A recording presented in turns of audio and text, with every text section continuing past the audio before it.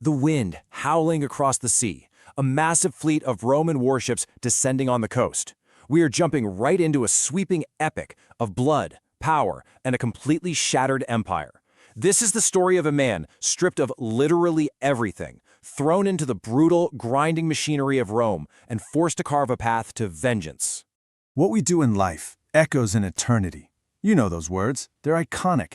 And here, they're found scrawled into the dark, silent tombs of fallen gladiators.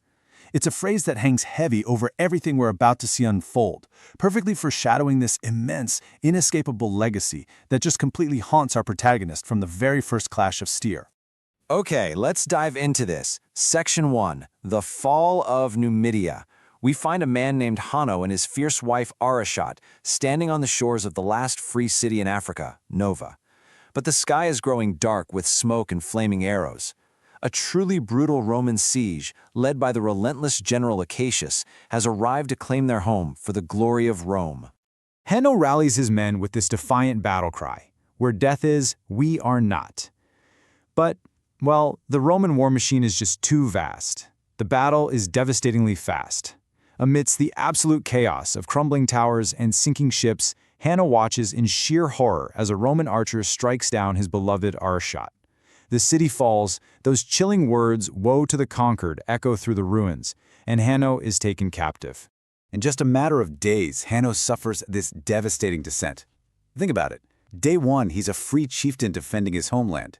Day 3, a grieving prisoner of war chained in the dark, creaking hull of a Roman galley. By day 14, he's an enslaved gladiator thrust into a diseased, totally chaotic Rome. Stripped of his freedom, he is immediately forced into a vicious, bloody fight for survival against a ferocious baboon just to entertain a screaming crowd. Moving right into Section 2, Slavery and the Arena. It's in this bloody Colosseum that Hanno catches the eye of Macrinus. Now, Macrinus is a cunning, immensely wealthy master of gladiators, and he spots something entirely unique in this defeated warrior. While everyone else is just looking for brute force or, simple entertainers, Macrinus sees a lethal, unquenchable fury in Hanno, a weapon just waiting to be wielded. Now, what's really interesting about this slide is Macrinus's chilling philosophy. He says, "I choose rage." He tells Hanno that this rage is practically pouring out of him, and he makes this dark, highly calculated offer. If Hanno channels his fury to survive and win in the arena, Macrinus will serve up the head of General Acacius, the very man responsible for Arishot's death, to satisfy Hanno's hunger for vengeance. Serve him and get revenge. Deny him and die. Which brings us to Section 3, The Conspiracies of Rome.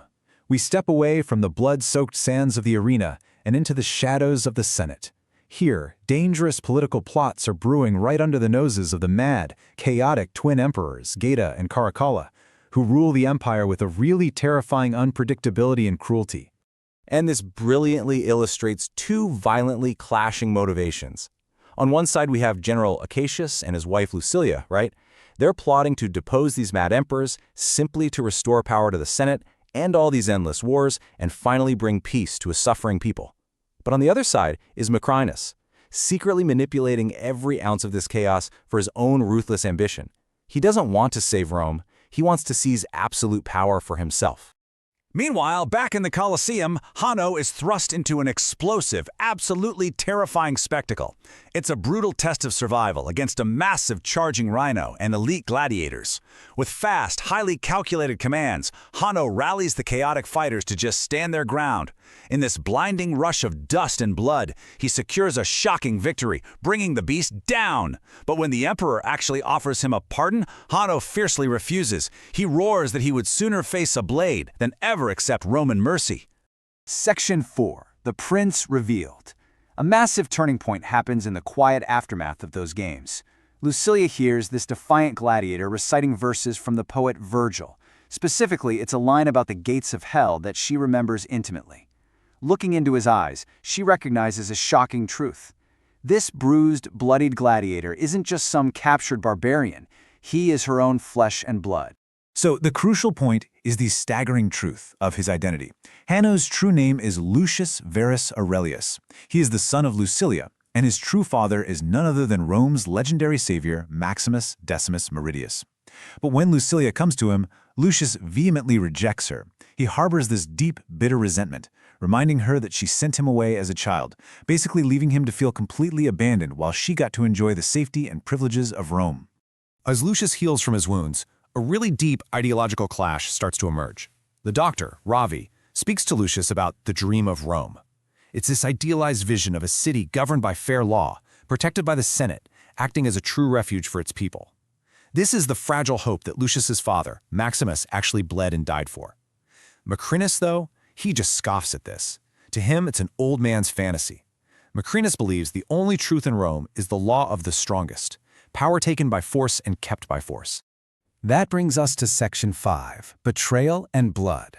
As these opposing forces collide, it becomes a high-stakes game of betrayal. Macrinus, ever the opportunist, ends up uncovering General Acacius and Lucilia's secret plan. They are planning to bring an army of 5,000 troops down from Ostia to overthrow the twin emperors and restore the Republic. The board is now set for a massive trap. Let's move to and see how this builds, because what follows is an absolute masterclass in political manipulation. First, Macrinus extorts the rebellion plot right out of the indebted senator Thrax. Next, he betrays Acacius and Lucilia directly to the mad emperors. Then, in the ensuing chaos, he somehow manipulates the paranoid Caracalla into violently stabbing his own twin brother, Geta, to death. As a reward for this dark loyalty, Macrinus is named second consul of the empire, while General Acacius is condemned to die in the arena. But before Acacius meets his fate, the Colosseum itself is actually flooded for a spectacular and terrifying naval battle. It's absolute carnage on the water. Roman archers are raining down fire from above. But Lucius, clearly channeling the strategic brilliance of his father, completely outsmarts the archers. He commands his fellow gladiators to row in perfect rhythm, bracing for impact and violently boarding the Roman vessel, leading his men to a truly breathtaking survival against impossible odds. This sets the stage for a tragic showdown. Lucius is forced into the arena to face the condemned General Acacius. Lucius is fighting with ferocious vengeance, but Acacius, recognizing who Lucius truly is, refuses to kill the son of the woman he loves. So, Acacius literally throws down his sword and surrenders to the crowd, crying out, "Let the gods decide." But the mad Emperor Caracalla shows zero mercy. Acacius is ruthlessly executed by Roman archers right there on the sands, leaving the entire crowd in stunned silence. And finally, Section 6, The Dream of Rome. In the wake of this devastating loss, and after a tearful reconciliation with his mother, where she gives him his father's ring, Lucius finally embraces his true legacy. He's no longer just a vengeful gladiator. He gives that ring to Ravi the doctor, urging him to ride immediately to Ostia and summon Acacius's loyal army to defend a new republic. This poses the ultimate question. Will Lucius fight merely for his own vengeance against Macrinus, or will he fight for the grand, fragile dream of Rome? Standing before his fellow gladiators, Lucius makes his choice. He rallies the men who have bled with him, fiercely declaring that they will no longer fight for another day's survival, but for a freedom far, far beyond those arena walls. A chaotic convergence of armies unfolds right outside the city gates. Acacius's rebel army marches on Rome, while the emperor's forces ride out to crush them. In the midst of this massive, bloody confusion, Macrinus commits his final, unforgivable sin. He strikes down Lucilia. With her dying breath, she looks to her son and urges him to have strength and honor, directly echoing the ultimate creed of his father. Fueled by profound grief and the heavy weight of his bloodline, Lucius chases down Macrinus. The two men clash violently on the battlefield. It's a true duel between a prince fighting for a republic and a tyrant fighting for absolute power. Through the crashing of steel and ferocious blows, Lucius finally strikes down Macrinus, bringing a brutal, bloody end to his ruthless grip on the empire. Standing victorious but exhausted, Lucius walks toward the silent, waiting armies of Rome. He speaks not as a conqueror, but as the heir to an ideal. He invokes his grandfather, Marcus Aurelius, and his father, Maximus.